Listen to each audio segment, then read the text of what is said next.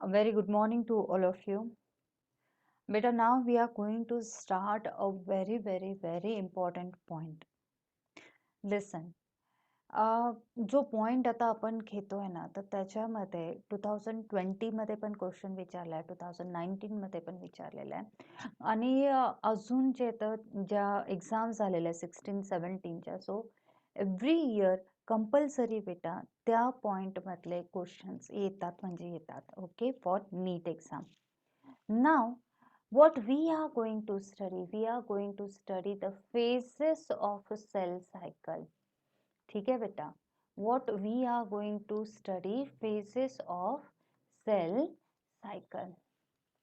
Means if we take the cell cycle, so in that M phase is there, G1, S and G2 phases are there. So all these phases we have to study.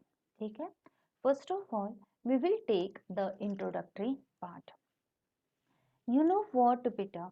That if we take an eukaryotic cell, imagine करायचा काय काय मी सांगते, ठीक आहे? If we take an eukaryotic cell, then and if we have to study the cell division in eukaryotic cell, बराबर, means how exactly the cell cycle it takes place in eukaryotic cells, then of course beta we can study it in culture medium. ठीक आहे?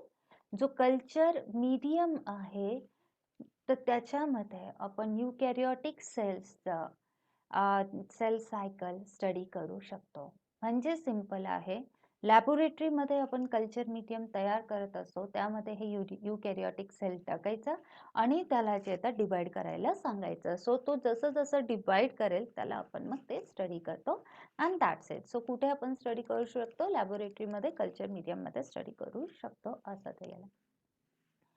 दुसरा point आहे बेटा की जर एखादा आपण हे म्हणजे हे जे सेल्स घेतले कुठल्याही आपण युकॅरियोटिक सेल घेतला तर generally you know what divide once in approximately 24 hours. Means हे जे युकॅरियोटिक सेल्स आपण कल्चर मीडियम मध्ये घेतोय, so these cells they divide once in approximately 24 hours, in every 24 hours. म्हणजे लक्षात येते काय सांगताय?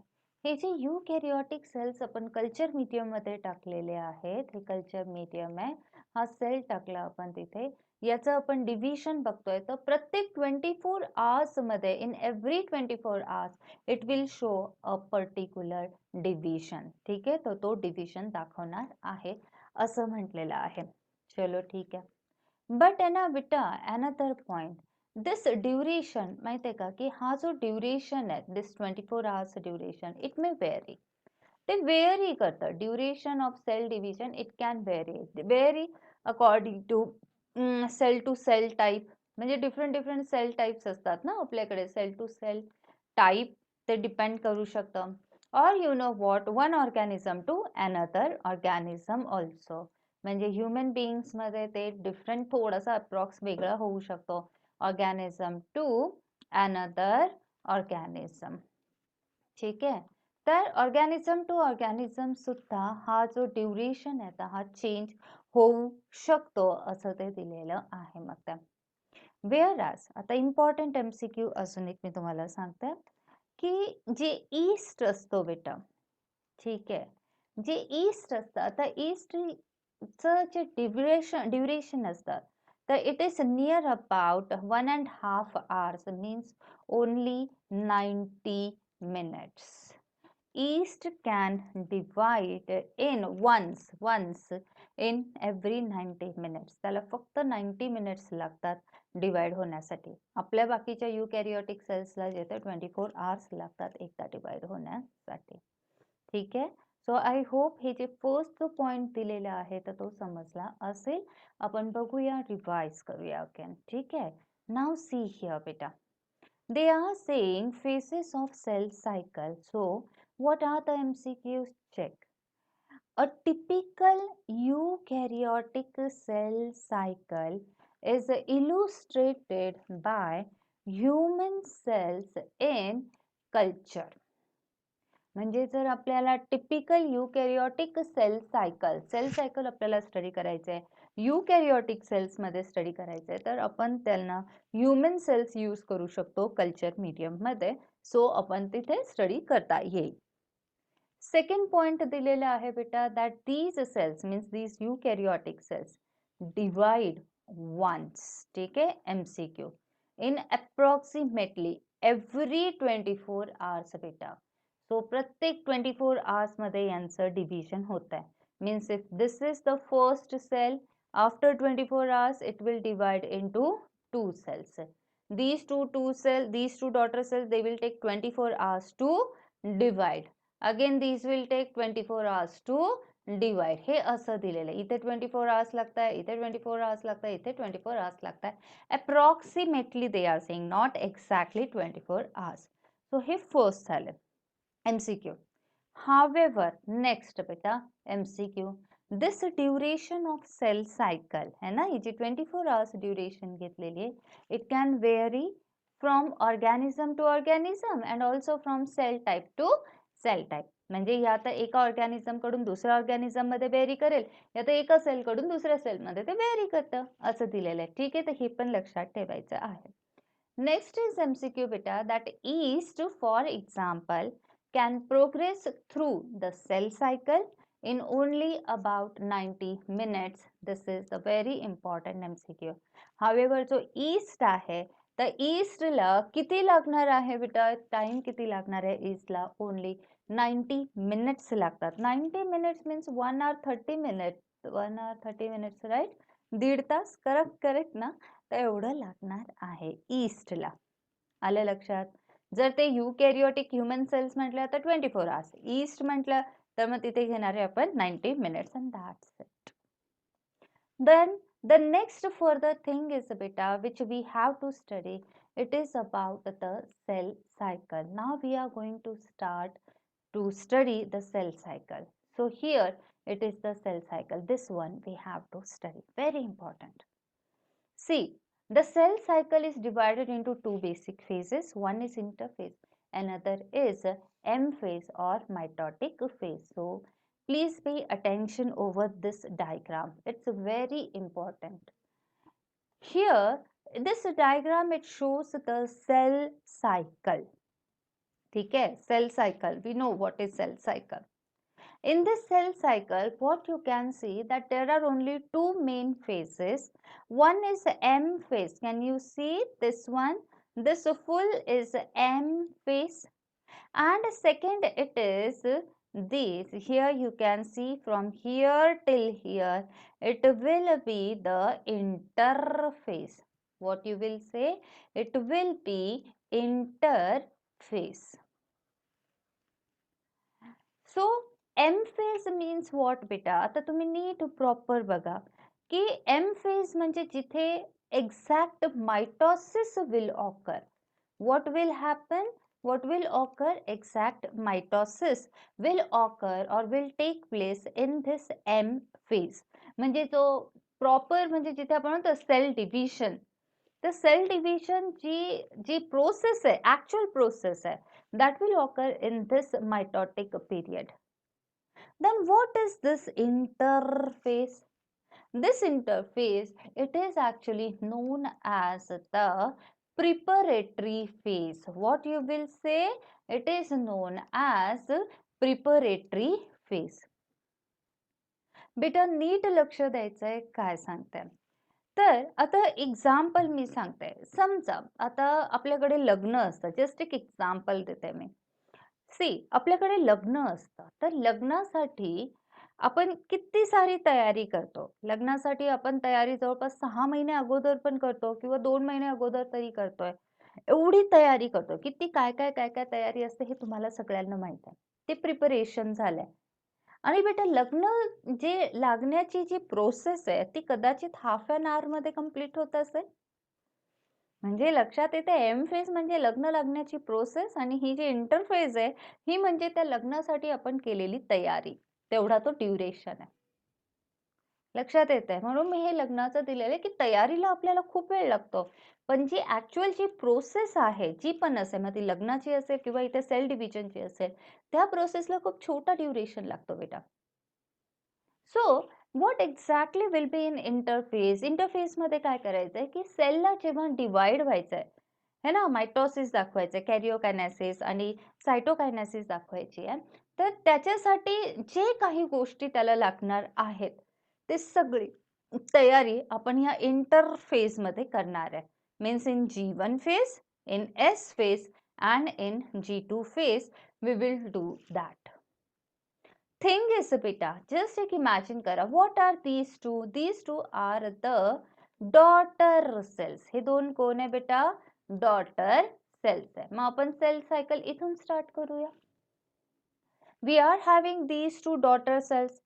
So we know beta ki daughter cells, they have to undergo growth and then मग daughter cells mother cell मध्ये convert होतील आणि मग ते divide होतील. मग ही तीच प्रोसेस आहे. If we take this daughter cell, this daughter cell, it will undergo like this G1 phase, then it will undergo S phase, then it will undergo G2 phase, and finally that daughter cell will become the mother cell, and this mother cell will then follow these steps, means will undergo mitosis, and again this mother cell, it will divide and it will form its new two daughters. लक्षात येत आहे बेटा मी काय सांगते की ही sale cycle आहे बेटा.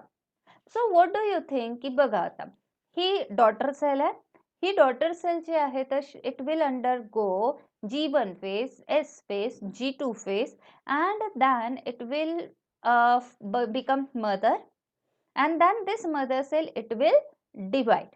बराबर. पण बेटा ही जी डॉटर सेल आहे ही फॉर्म होण्याच्या आधी तिच्या मम्मीमध्ये हे झालेलं होतं, म्हणजे तिच्या मदरमध्ये मायटोसिस झालेली होती, आणि दॅन मग ही डॉटर सेल आली आणि मग ही डॉटर सेल पण काय होते, मायटोसिस दाखवते. सो जर आपल्याला interface, if we want the definition of interface, then we can say it is a preparatory phase, and second thing we can say it is the duration between two successive cell division or two successive mitotic divisions. Why two successive? Two successive म्हणजे की ही daughter sale form होण्याच्या आधी तिची जी mother cell होती तिच्यामधले this mother cell it undergoes this division, then this daughter cell forms, then again this daughter cell it will undergo the same division. So the duration between two successive mitotic divisions, one it is of mother and another is of the daughter, so त्याच्यामध्ये जो duration आहे that will be interphase. एकदम सोपं आहे बेटा. And then the exact position, exact process of cell division, that is mitosis, will be here. बेटा you can see here G1. आता आपल्याला आता जे स्टडी करायचं आहे तर ते स्टडी करताना आपल्याला हे फेजेस स्टडी करायचे आहे. What is G1, what is S, what is G2 and what is M, that exactly we have to study. ठीक है. So first of all we will concentrate on M phase. Here on M phase we will concentrate. बेटा in the M phase if you can see this is the M phase. सगळ्यात पहिले तर एक लक्षात घ्या, in cell division, suppose if we are having this as a cell, this is its nucleus. Suppose आता ही जी आता ग्रोथ होऊन डॉटर सेल होती, ग्रोथ होऊन पूर्ण जे आता मदर सेल तयार झालेली आहे. नाव ही जी मदर सेल आहे इथे, इथली ही जी मदर सेल आहे, now it will undergo these phases. So which are these phases? The first of all it's nuclear. ही जी मदर सेल आहे, ही वाली मदर सेल मी इथे घेतलेली आहे. It's a nucleus. This nucleus, it will undergo first which phase? Prophase. Inside the nucleus. म्हणजे कुठल्या कुठल्या phases होईल बघा. एक माइंड मध्ये ठेवा की सगळ्यात पहिले आपल्याला न्यूक्लियसला डिवाइड करायचंय. काय करायचंय? ही जी एक मदर सेल आहे, first of all under when it goes M phase, mitotic phase, we will divide its nucleus. When we divide the nucleus, at that time we see that two nuclei are formed. So nuclear division means it is when nucleus it divides, at that time it is known as karyokinesis. What beta? Karyokinesis. So first of all, which division will be there? Karyokinesis. After that, you see that this one, हे जे दिसतंय cell membrane. So this cell membrane, it will also divide. Means ते काय करतंय की हे हा divide होतो. एक इकडून असा डिवाइड होतो हा पूर्ण आणि एक इकडून असं डिवाइड होणार आहे. So finally, how many cells you get? You get 2 cells. So this division of cytoplasm or cell membrane, it is known as cytokinesis. Very easy बेटा. आधी सेल न्यूक्लियसला डिवाइड करून टाका आणि त्यानंतरचे हा जो सेल मेम्ब्रेन आहे त्याला असं मध्ये मध्ये मध्ये मध्ये कन्स्ट्रिक्ट करा अँड दान जे आहे तर त्याचं सेलला पण डिवाइड करून टाकतो. सो फायनली आपल्याकडे काय होतात? 2 सेल्स फॉर्म होतात. These are the daughter cells. So first of all karyokinesis, जेव्हा आपल्याला न्यूक्लियस डिवाइड करायचा असतो, means if this is the cell, this is the nucleus, when we have to divide this nucleus ना, this nucleus, it will first undergo prophase. See here, prophase, then it will undergo metaphase, then it will undergo anaphase and then telophase. ठीक आहे. Means PMAT म्हणजे कुठले phases झाले बेटा? PMAT, prophase, metaphase, anaphase and telophase. PMAT झालाय. After this what you will see की ह्या जो न्यूक्लियस आहे ह्या एका न्यूक्लियसचे 2 न्यूक्लियाय फॉर्म झालेले आहेत. So here and here 2 nuclei form. Then आता न्यूक्लियर डिव्हिजन तर झालं. आता नेक्स्ट काय करायचं आपल्याला? सेलला डिवाइड करायचं म्हणजे की हा जो सायटोप्लाझम आहे त्याला डिवाइड करायचा आहे. So for that the step is cytokinesis. बेटा please pay attention. Cyto means cytoplasm or cell we can take, and kinesis means a division.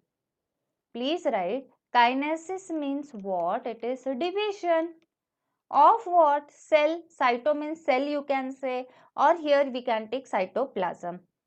Again we are having karyokinesis, right? So in karyo means nucleus, kinesis means division. So what is karyokinesis? Karyokinesis, it is the division of a nucleus. Please pay attention. During cytokinesis है ना, कॅरिओकायनेसिस झाले, 2 न्यूक्लिया तयार झाले. आता आपल्याला घ्यायचं cytokinesis. So this sale membrane, बघा बेटा, न्यूक्लियसचं डिव्हिजन ह्या अँगलमध्ये झालेलं आहे. न्यूक्लियसचं डिव्हिजन ह्या अँगलमध्ये झालेलं आहे.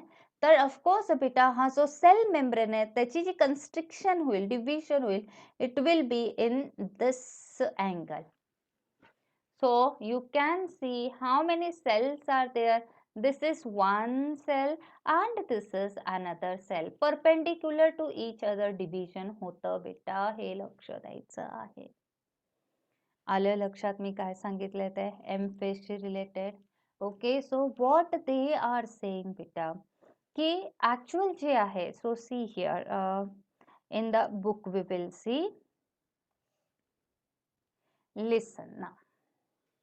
C M phase. आता हे सगळं टिपिकल हे सगळं झालं होतं. आता एम फेज वरती कॉन्सन्ट्रेट करा. दे आर सेइंग बेटा अबाउट द एम फेज है ना, that M phase is what? M phase, it is mitosis phase. झालं first MCQ. Second, it is that M phase represents the phase when the actual cell division means cytokinesis, karyokinesis or mitosis occurs. So when actual cytokinesis or when actually the cell division or mitosis will occur in M phase. And what is the interphase? So हा झाला second MCQ. हा झाला आता third MCQ about the interphase. So what is interphase? Interphase represents the phase between two successive M phases. बराबर बेटा. Which are these two successive M phases? एक M phase असेल जी मदरची असेल आणि दुसरी M phase असेल जी डॉटरची असणार आहे. त्या दोघांच्या मध्ये जो पिरियड असतो that is actually the interphase. It is significant to note that in 24 hours, आता नीट लक्ष द्या, आपण टोटल आता मगाशी किती घेतला होता की युकॅरियोटिक सेल्सला डिवाइड व्हायला किती वेळ लागतो? काय नाही, 24 आवर्स लागतात. ठीक आहे बाळांनो, एक लक्षात घ्या, मी मगाशी पण बोलले होते की लग्नाची तयारी करायला खूप वेळ लागतो पण लग्न करायला फार कमी वेळ लागतो. इथे तेच आहे. म्हणजे की जो ऍक्च्युअल सेल डिव्हिजन आहे त्या ऍक्च्युअल सेल डिव्हिजनला नियर अबाउट 1 hour ओनली लागेल. जसं लग्नासाठी पण मी 1 तास घेते किंवा अर्धा तास घेतला होता, इथे पण ऍक्च्युअल जो सेल डिव्हिजन आहे M phase, for M phase it takes only 1 hour. आणि बाकी सगळं जे 95% जो टाइम आहे बेटा सेल सायकलचा, it will B for interface. तयारी खूप करायची आणि ऍक्च्युअल जी ऍक्टिव्हिटी आहे तर तिला फारच कमी वेळ लागतो असं आहे. So see, it is significant to note that in 24-hour average duration of the cell cycle of a human cell, cell division proper means M phase lasts for only half an hour. Oh my god, half an hour. Sorry, 1 घेतलं होतं का? अर्धा तास घेऊया. अच्छा, लग्नासाठी पण मी पहिले अर्धाच तास घेतला होता. बरोबर आहे. Only half an hour. MCQ. बराबर? हा पण झाला MCQ. Interphase lasts for more than 95% of the duration of cell cycle. Very important. ठीक आहे, लक्षात आलंय? प्रत्येक लाईन मध्ये MCQ आहे बेटा. व्यवस्थित रीड करा. मी जे जे काही सांगते त्याला पुन्हा एकदा रीड करा. ओके, आता next thing is the M phase. ठीक आहे, सेल सायकलचा एम फेज आलं लक्षात, त्याला अर्धा तास लागतो फक्त. M phase starts with, yes tell me बेटा. ऑफकोर्स मी सांगितलंय सेल डिव्हिजन मध्ये in mitosis if you want the 2 cells आहे, हा जो मदर सेल आहे this is nucleus. So first काय होणार बेटा, what will divide first will be the nuclear division. This nucleus will divide corresponding to the separation of daughter chromosomes, that is karyokinesis. बराबर. आता इथे नीट लक्ष द्या, ही जी मदर सेल आहे, त्या मदर सेल मध्ये जे डॉटर क्रोमोसोम्स, कारण डॉटर रेप्लिकेशन झालेलं असतं मदर सेल मध्ये, डॉटर क्रोमोसोम्स आहे. सरळ सरळ हे अजून पुढे तुमच्या लक्षात येईल की डॉटर क्रोमोसोम्स कसा. सो फर्स्ट काय असेल, in M phase of course there will be karyokinesis. एका न्यूक्लियसचे 2 न्यूक्लियस तयार होत असतात. बराबर. Separation of daughter chromosomes, karyokinesis, and usually ends with, so आधी कॅरियोकायनेसिस ने स्टार्ट होते and then ends with what is this? This is actually the cytokinesis, that is division of cytoplasm. Interphase, though called the resting phase. हा, previously माहिती आहे का बेटा की सायंटिस्टला कसं वाटलं होतं की जो इंटरफेस आहे ना तर हा रेस्टिंग पिरियड आहे. म्हणजे बघा ना, काही काही छुपे रुस्तम असतात अभ्यास करताना. तुम्ही बघितलं असेल स्कूलमध्ये, कॉलेजमध्ये, है ना, काही काही छुपे रुस्तम असतात. छुपे रुस्तम म्हणजे मला कसं म्हणायचं आहे की काही स्टुडंट्स असतात ना, ते दुसऱ्यांना सांगतात की अरे माझा तर अभ्यासच झाला नाही, अरे मला फारच कन्फ्युजन होतंय, अरे मी तर झोपूनच राहिलो, किंवा है ना असं हे सगळं सांगत असतात. माझं इतकं बाकी आहे, तितकं बाकी आहे. हे सगळं एक्झामच्या वेळेस आपले बघा मित्रमैत्रिणी अशा गप्पा मारत असतात. पण एक्झामच्या वेळेस ते तर बरोबर त्यांना खूप चांगले मार्क्स मिळत असतात. ऍक्च्युअली मी छुपे रुस्तम का म्हटले, कारण की ते दुसऱ्यांना दाखवताना असं दाखवतात की अरे किती टेन्शन आलेले, अरे मी तर अभ्यासच नाही केलं, अरे मी तर झोपूनच राहिलो, वगैरे वगैरे जे काय असेल ते सगळं सांगतात. आणि हालाकी ते त्यांच्या घरी चुपचाप अभ्यास करत असतात. यांना आपण म्हणतो छुपे रुस्तम. मे बी तुमच्यापैकी काही असतील किंवा काहीचे तर तुम्ही अनुभव केलाच असेल त्या. सेम तसंच इथे आहे बेटा, की जो इंटरफेस आहे ना, तर इंटरफेसला म्हणजे सायंटिस्टला आधी काय वाटलं होतं की हा इंटरफेस म्हणजे रेस्टिंग फेज आहे. लक्षात येतोय? एक मिनिट तुम्हाला हे दाखवते फिगरचं, पुन्हा आपण जाऊया. हा जो इंटरफेस आहे ना बेटा, तर सायंटिस्टला काय वाटलं होतं की इथून इथपर्यंत जो इंटरफेस आहे तर हा रेस्टिंग फेज आहे असं वाटलं होतं. सेल आराम करतोय, कारण एकदा ऑलरेडी डिव्हिजन झालंय, मग आराम करतोय, काम झालं ना, मग आराम करतोय, मग आराम करून परत डिवाइड होईल असं सायंटिस्टला वाटलं होतं. And so they called this interface as the resting phase.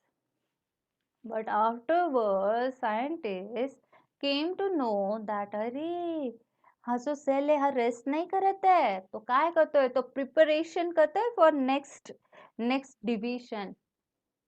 तो आराम नाही करत आहे, तो काय करतोय, तो तयारी करतोय पुढच्या डिव्हिजन साठी. So that is why from resting phase it was then known as a preparatory phase. मी म्हटले ना, म्हणून त्याला ऍक्च्युअली छुपे रुस्तम का म्हटले मी, आलं ना लक्षात का म्हटले होते. आपल्याला वाटतं किंवा ते आपल्याला सांगतं की आराम करतो आराम करतो, आणि हालाकी ते आराम नाही करत, ते प्रिपरेशन करत असतात एक्झाम साठी. तर तसं आहे ते. So see the interface though called the resting phase is the time during which cell is preparing for a division by undergoing both cell growth and DNA replication in an orderly manner. तो काय करतो, preparation करतोय ना. So here you can C preparation. This interface, हा जो पूर्ण red मी आता draw केलाय G1S G2, this is the preparatory phase. मग प्रिपरेटरी फेज मीन्स एक्झॅक्टली काय करत असेल बरं सेल नेक्स्ट सेल डिव्हिजनसाठी? काही नाही यार, फक्त जे येतं ते ग्रोथ करेल. सेल जो छोटा आहे डॉटर सेल, त्याची growth growth growth growth growth होईल मदर सेलमध्ये, एक ग्रोथ होत जाईल. सेकंड थिंग जे आहे तर here you can see S phase.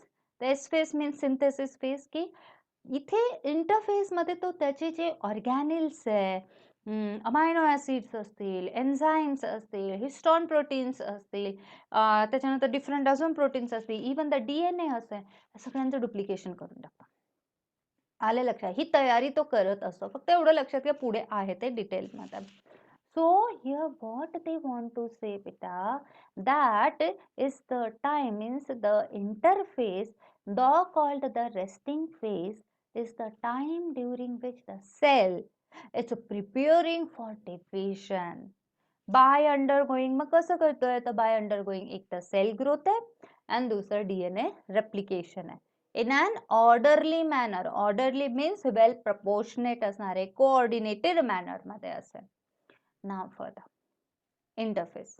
We know interphase, it is divided into G1 phase, S phase and G2 phase. ठीक है बेटा? चलो आता you do one thing, properly write all these things. ठीक आहे, जे जे मी सांगते ना ते properly लिहा, because याच्यावरती MCQ येतातच. Okay, so what exactly happens in G1 phase? First of all, please write down that G1 phase, it is also known as gap 1 phase, or somewhere in some books it is growth 1 phase, it is gap 1 phase or growth 1 phase, or it is also known as, you know, की G1 phase आहे ना, G1 phase कशानंतर mitosis नंतर झालेली आहे. So तुम्ही लिहू शकतात की पोस्ट मायटॉटिक फेज. बराबर ना, पोस्ट मायटॉटिक फेज, कारण की मायटोसिस नंतरच झालेली आहे ती, एम फेज नंतर G1 फेज आलेला आहे. सो पोस्ट मायटॉटिक फेज म्हणू शकता तुम्ही. और you can say that it is between. आता ती G1 फेज कुठे, आता आठवा बरं. G1 फेज आपण घेताना असं घेतलं होतं ना, सॉरी इथे घेऊया. सेल सायकल मी इथे ड्रॉ करते. This is M phase, G1 phase, S phase, M phase, this is G1 phase and this is G2 phase. So it is G1 phase, it is the phase between the mitosis, cell division and between the synthesis of DNA or DNA replication. कारण S phase मध्ये synthesis of DNA होता है. So you can take interval between mitosis and, so interval is the interval, see this one, interval between mitosis, बराबर बेटा, mitosis and initiation, mitosis and initiation of DNA replication. ठीक है, and initiation of DNA replication. या तर here in synthesis DNA replication होत आहे, इथे mitosis होते. G1 फेज या दोघांच्या मध्ये आहे, तर तुम्ही असं पण म्हणू शकतात. मग first next thing is there beta, that about the G1 phase only, please write down the next thing, that in this, okay, in this phase you can say cell is metabolically active. ही जी phase आहे ना, इथे जो daughter sale form झालेला आहे हा metabolically active आहे. प्लीज राईट डाऊन की सेल काय असेल, it is metabolically active. Okay, metabolically active आहे सेल. ठीक आहे, मेटाबॉलिकली ऍक्टिव्ह म्हणजे काय, तर ते मेटाबॉलिझम कंटिन्युअसली चालू आहे असं असणार आहे. And so continuously grows, so म्हणून इमॅजिन करा की कंटिन्युअसली, लिसन बेटा, G1 phase, S phase, G2 phase इथे कंटिन्यू करणार आहे, ग्रोथ होणारच आहे. सो कंटिन्युअसली ग्रोस, बराबर, तर तो ग्रो होणारच आहे, बराबर. But please pay attention, no replication of DNA. Okay, but no replication of DNA. आलं लक्षात? DNA चं रेप्लिकेशन G1 फेज मध्ये नाही आहे. हे ह्या पॉइंट आहे ना बेटा, रेप्लिकेशन ऑफ DNA, याच्यावरती खूप इम्पॉर्टंट, म्हणजे खूपदा MCQ विचारलं की exactly in which phase of cell cycle You can see DNA replication, so you will say in S phase only. बस. मग जर S phase मध्ये आपल्याला डीएनएचं रेप्लिकेशन करायचं बेटा, आता विचार करा. जर S phase मध्ये डीएनएचं रेप्लिकेशन करायचं, यू नो ना डीएनए मॉलिक्यूल माहिती आहे ना तुम्हाला? DNA molecule it's like this, बराबर. It is made up of what? Nucleotides, sequence of nucleotides, you know ना? एडेनाइन, एटीजीसी, हे माहिती आहे ना तुम्हाला? All these are what? Nucleotides, बराबर. नेक्स्ट थिंग अजून आहे बेटा की हा डीएनएचं रेप्लिकेशन करायचं, ते एस मध्ये आहे. जर एस मध्ये डीएनएचं रेप्लिकेशन करायचं असेल तर विचार करा की for replication what ever is required it will be formed in G1 phase. म्हणजे जर मला भाजी बनवायची असेल, पालकची भाजी बनवायची असेल, तर आधी मला एस फेज मध्ये पालकची भाजी बनवायची आहे, तर मला G1 फेज मध्ये आधीच पालकची भाजी घरी आणून ठेवावी लागणार आहे, म्हणजे कच्ची आणि मग मी इथे तिथे तडका देईल एस फेज मध्ये. आलं लक्षात? तसंच आहे. जर एस फेज मध्ये तुम्ही म्हणतायत की डीएनएचं सिंथेसाइज करायचं आहे, आपल्याला डुप्लिकेट करायचं आहे, ऑफकोर्स बेटा, मग त्याला काय काय हवं आहे? त्याला हवेत अमायनो ऍसिड्स, हे सगळे जे आहेत ना, येस, तर हे सगळे हवेत, म्हणजे की हे प्युरिन, पिरिमिडिन, हे सगळं त्याला पाहिजे. न्यूक्लियोटाइड्स काय काय लागणार आहे? न्यूक्लियोटाइड्स लागतील, ठीक आहे. अजून काय लागू शकतं बेटा? तर various types of amino acids लागतील. एक हिस्टॉन नावाचा प्रोटीन असतो, तो खूप इम्पॉर्टंट आहे, याला पण आहे ना स्टार करा. हिस्टॉन प्रोटीन लागतो बेटा. हे सगळ्या गोष्टी खूप इम्पॉर्टंट आहेत. हे सगळे सिंथेसाइज कुठे होईल? इथे सिंथेसाइज होऊन जाते G1 फेज मध्ये. सो एक्स्ट्रा आहे, please write down. Then you will write आरएनएचं पण सिंथेसिस होत आहे बेटा, बराबर. अजून एक असणार आहे की डीएनएचं सिंथेसाइज करायचं, सो डीएनए पॉलिमरेज एन्झाईम लागेल बेटा आपल्याला. DNA polymerase enzyme, yes, it will also be formed in G1 phase only. Nucleotides लागतील. अगेन माहितीये का, बाकीचे जे सेल ऑर्गॅनिल्स आहेत ते पण डुप्लिकेट होतील. म्हणजे G1 फेज मध्ये काय काय होत आहे ते बघतोय आपण, ते असणार आहे. त्याच्यानंतर मग energy molecules, that is ATP, ते फॉर्म होतील. ह्या सगळ्या गोष्टी G1 फेज मध्ये येतील बेटा. पुन्हा एकदा घेऊया. हा जो G1 फेज आहे, what is G1 phase? G1 phase is gap 1 or growth 1 phase or first growth phase, like that you can say. In G1 phase, actually you can say, array, this phase is between the mitosis and synthesis phase. In synthesis phase, there is initiation of DNA replication. So between these two, G1 phase is there. Again, you can see as this is the growth phase, so this daughter cell, it goes on increasing in size, बराबर. Continuously ती grow होत असते size मध्ये. Size मध्ये grow होते म्हणजे of course बेटा, जर मी बारीक असेल आणि मी जाड होत असेल तर याचा अर्थ माझ्यामध्ये फॅट्स वाढताय. तसंच जे सेल्स आहे तर सेल्स छोटा होता, मग आता तो ग्रो होतोय साईज मध्ये. इट मीन्स त्याच्या आतमध्ये जे मटेरियल आहे, सेलच्या आतमध्ये जे मटेरियल आहे, मीन्स मग सायटोप्लाझम आहे, ऑर्गॅनिल्स आहे, तर ते काय होतात, ते इन्क्रीज होतात. सो व्हॉट वी से बेटा की yes, it is metabolically active, बराबर. G1 फेज मध्ये हा जो डॉटर सेल आहे, it will B metabolically active. Metabolically active means continuously त्याच्या आतमध्ये काही ना काहीतरी ऍक्टिव्हिटीज चालू असतात, that is metabolically active. So it continues to grow, but very important thing, there will be no DNA synthesis or replication in G1 phase. हां, पण DNA replication साठी जे काही लागतं, that everything will be formed in G1 phase. मग काय काय लागतात? We require nucleotides, different types of amino acid, histone proteins, then RNA we require, DNA polymerase we require. Like this, all will be formed in G1 phase. Even the cell organelles, they are also duplicated. ATP the source of energy आहे, ते पण लागणार आहे. बाळांनो, हे सगळं आपल्या book मध्ये नाही दिलेलं आहे, एक्स्ट्रा आहे. So please write down it. Book मध्येच लिहा, don't write anywhere, write down in your book only, ठीक आहे. The next further thing is beta, so this was all about the G1 phase, ठीक है. So wait, so see here what is given about G1 phase. They are saying that G1 phase, see beta, G1 phase corresponds to the interval between mitosis and initiation of DNA replication means S phase. During G1 phase, the cell is metabolically active and continuously grows but does not replicate its DNA. ठीक है? And then next is about S phase. चलो आता आपण S phase कडे जाऊया. About the S phase, if you write beta S phase. What is S phase? S phase, it is synthesis phase. बराबर? S phase, it is synthetic or synthesis phase. Why it is synthesis? What exactly is synthesized? So DNA is synthesized, means in this phase DNA replication takes place. Now please pay attention. What is the meaning of DNA replication?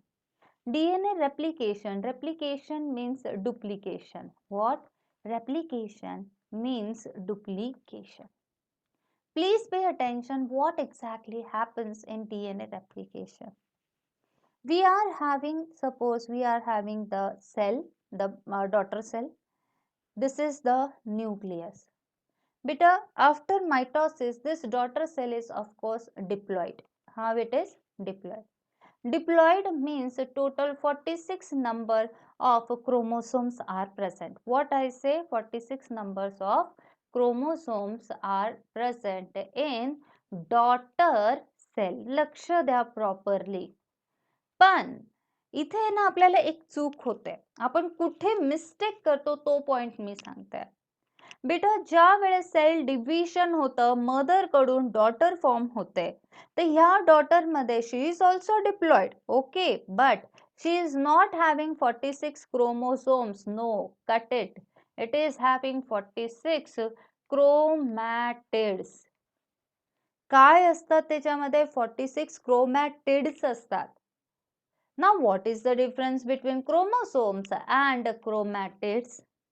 See, one chromosome, it is made up of, this is one chromatid and this is another chromatid and this is the centromere. So, one chromosome contains two chromatids. Clear? This is one chromatid here to here and this is another chromatid here to here. One chromosome consists of two chromatids. So here beta जी daughter cell आपण घेतोय तर त्या daughter sale मध्ये 46 chromosomes नाहीये तर 46 फक्त क्रोमोसोमचा half part present आहे means only one chromatid is present. Clear? फक्त 46 chromatids present hai. Now, when we say that in S phase there is DNA duplication or DNA replication, it means beta each chromosome, here we are having 46 chromosomes. So, from each chromosome, 46 chromosomes means they are having only single chromatid. बराबर हे single chromatids त्यांच्यामध्ये present आहे. यांना जरा वेगवेगळे colour करते मैं. ठीक आहे. हे असे जे आहे तर आपल्याकडे न्यूक्लियसच्या आतमध्ये हे असे असे क्रोमॅटिड इथेच ड्रॉ करू का? सपोज आता यांना असं ड्रॉ कर. ठीक आहे. असं ही एक क्रोमॅटिड आहे. then here this is another chromatid, then this is another chromatid. अजून घेऊया. पिंक कलर घेते. this is another chromatid. just for example इथे 4 घेतले but just imagine की 46 chromatids आहेत.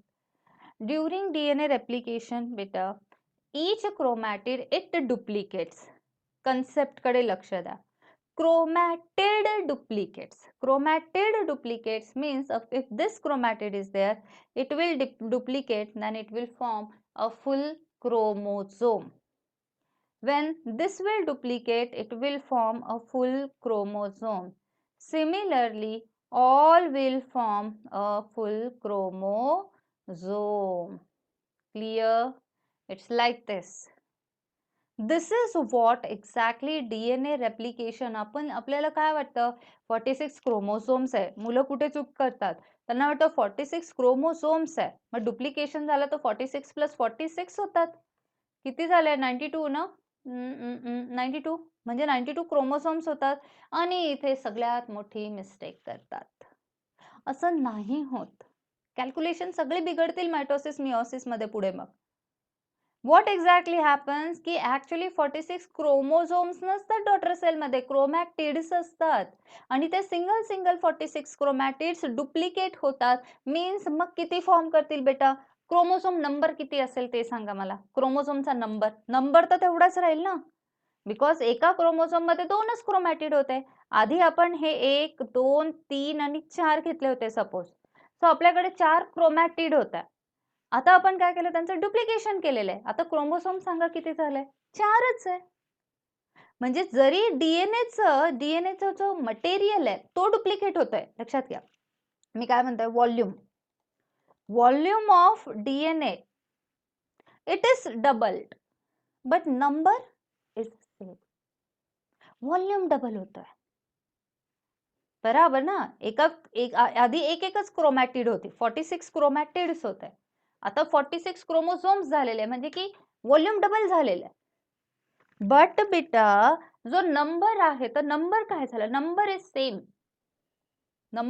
46च आहे. इथे चूक करतो आपण. ज्याला हा पॉइंट समजला तो त्याला मार्क्स मिळाले असं पकडूया. आलं लक्षात? आता बघा काय सांगते. चलो see here. S or synthesis phase marks the period S घेतोय ना, during which DNA synthesis or replication takes place. During this time amount of DNA per cell doubles. बेटा कोण डबल झालेलं सांगितलेलं आहे? नंबर की amount? Amount. If the initial amount of DNA means जी daughter cell होती तिथे is denoted as 2C, then it increases to 4C. म्हणजे काय? तर हे अमाउंट मध्ये चालू आहे. अमाउंट जर अमाउंट हा 2C असेल तर अमाउंट किती होतोय? 4C होतोय. However, there is no what increase where in chromosome number. If the cell had diploid or 2n number of chromosomes at G1, even after S phase, number of chromosomes remains the same, that is 2n only. Clear? तसंच नाही, number सेमच असेल. Volume amount it will increase. In animal cells आता अजून एक important की S phase मध्ये काय काय डुप्लिकेट होत आहे. एस फेज मध्ये डीएनएचं रेप्लिकेशन होत आहे. एस फेज मध्ये सेंट्रिओल्सचं रेप्लिकेशन होत आहे. एस फेज मध्ये हिस्टॉन प्रोटीन्स फॉर्म होत आहे. हा एक करेक्शन करा की याच्या आधी आपण जे घेतलं होतं बेटा G1 फेज, या G1 फेज मध्ये तुम्ही जे लिहिलेलं होतं ना की हिस्टॉन प्रोटीन्स, नाही असं नाहीये. Proteins required for, or you can say amino acids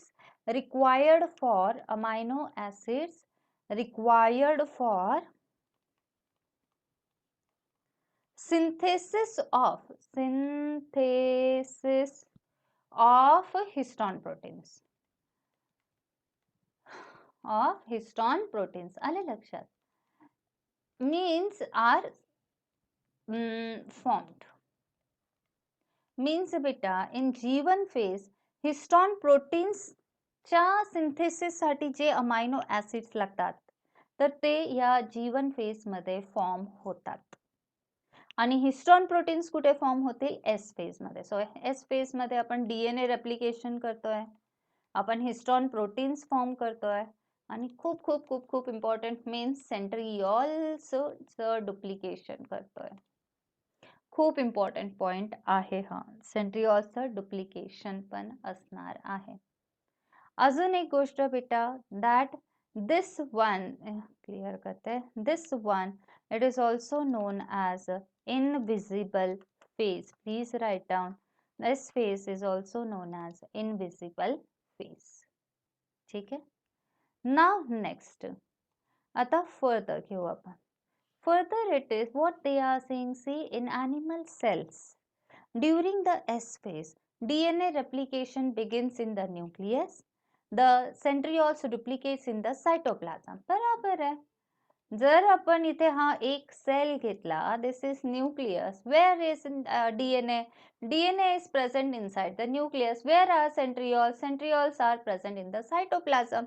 So of course DNA replication will take place in nucleus and cytoplasm मध्ये centrioles duplication will take place in cytoplasm. किती सोपं. During the G2 phase. आता G2 phase मध्ये काय होतं?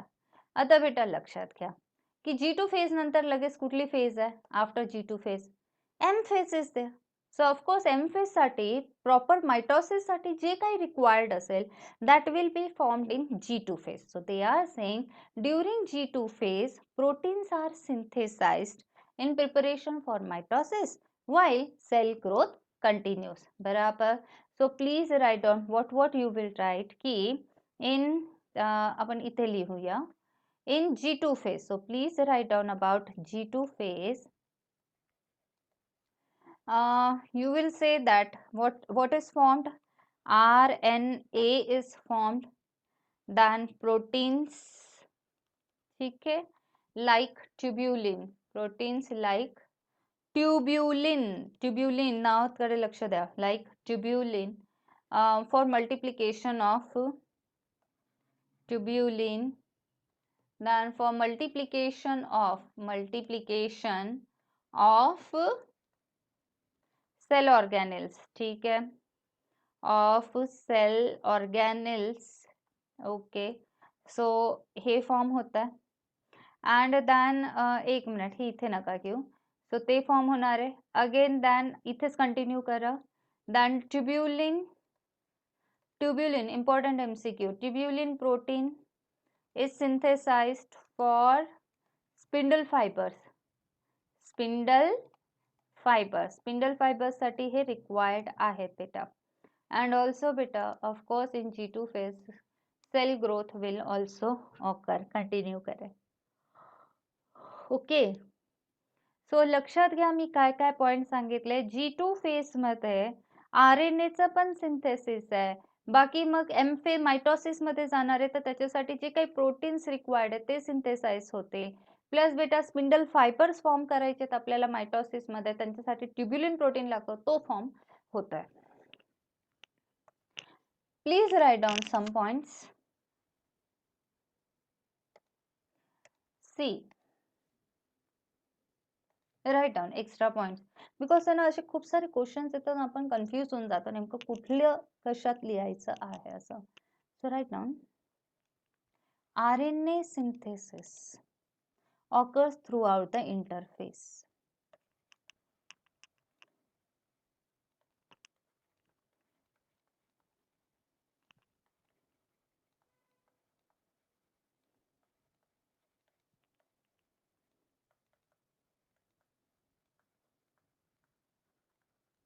Throughout the interphase and stops during mitosis.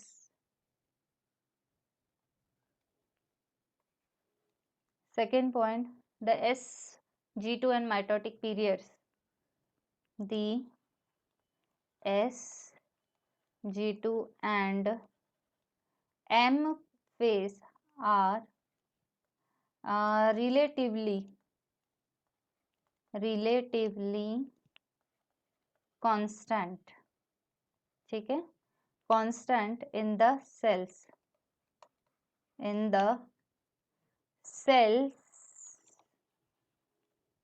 of same organism. Means बेटा की same ऑर्गॅनिझमच्या सगळ्या सेल्समध्ये हे जे फेजेस आहे G1 सोडून हा, तर हे सगळे रिलेटिव्हली कॉन्स्टंट असतात, सेम असतात असं म्हणायचं आहे त्यांना. And last point, it is the G1 phase is the most, whereas G1 phase is the, write down all these points, they are not in our book, is the most variable, म्हणजे तो constant नाही आहे. कोण? G1 phase. Variable in length means त्याचा जो duration लागतो ना G1 फेजचा, तर तो ड्युरेशन व्हेरिएबल होऊ शकतो. बाकी हे सगळ्यांचं ड्युरेशन सेम आहे असं ते म्हणतात आहे. And variable in length depending on the physiological condition of the cell. हेच कंटिन्यू करायचं आहे. Depending on the physiological, ठीक है, condition of the cell, it may last for days, ठीक है, months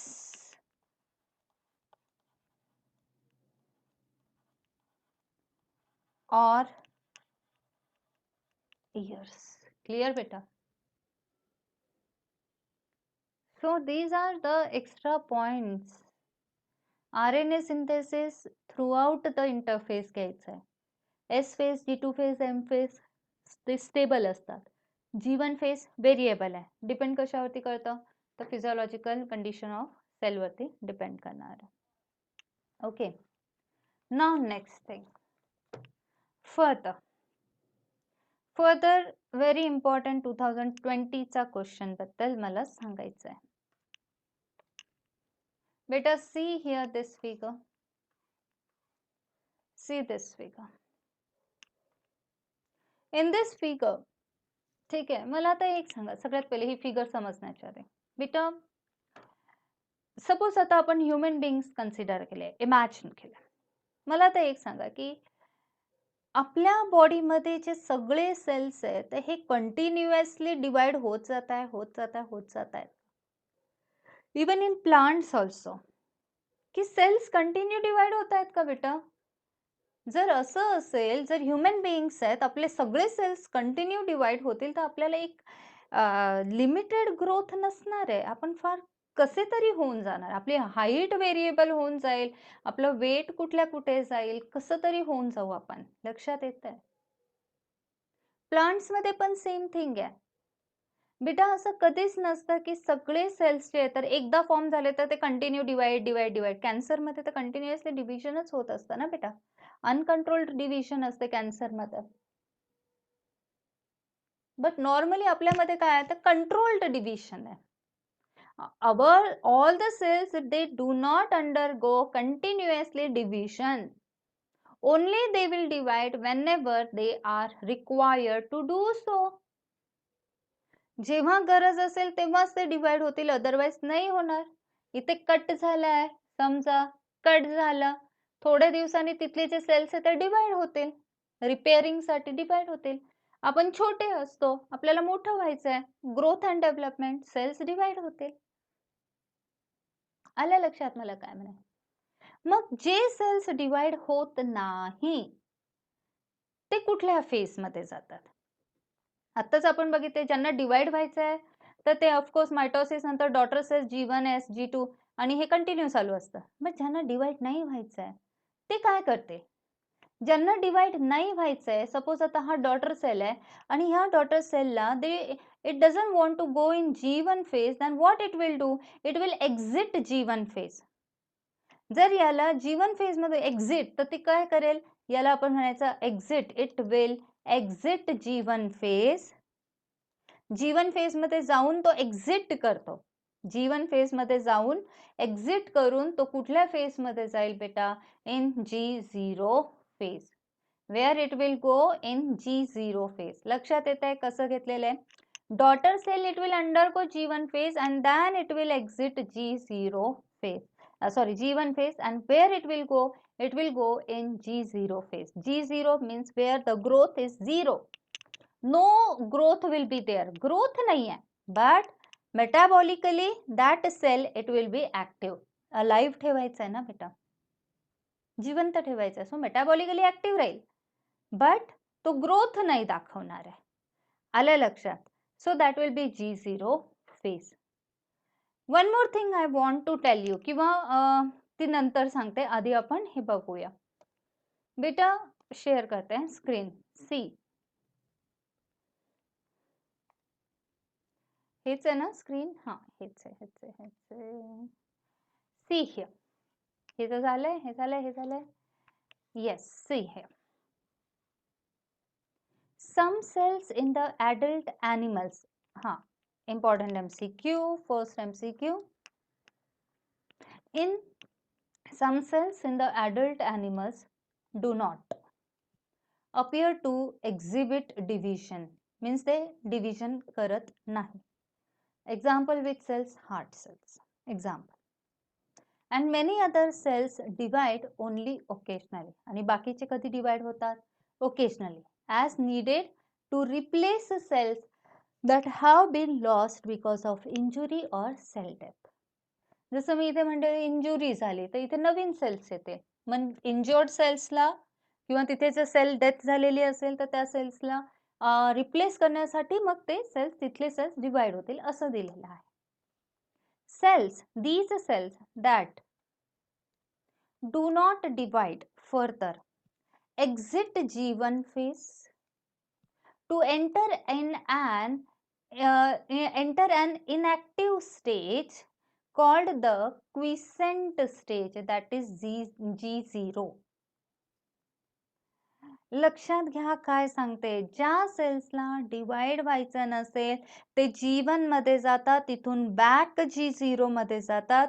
ते मेटाबॉलिकली ऍक्टिव्ह राहतात, पण ते जे त्या कुठली ग्रोथ दाखवत नाही. Means they are inactive. So inactive होऊन जात असतात. So that stage is non as quiescent stage of the cell cycle. Cells in this stage remain metabolically active but no longer proliferate unless कधीपर्यंत, जोपर्यंत त्यांची गरज पडत नाही. Called on to do so depending on the requirement of the organism. आलं लक्षात बेटा? खूप इम्पॉर्टंट. अजून एक लक्षात घ्या, ज्या पर्सन्सला कॅन्सर असतो, ठीक आहे, तर कॅन्सर मध्ये अनकंट्रोल्ड ग्रोथ असतो. तिथे एक क्वेश्चन डायरेक्ट विचारतात बेटा की कॅन्सर मध्ये अनकंट्रोल्ड ग्रोथ का होत असतं? Because the cells they lose their control at G0 phase.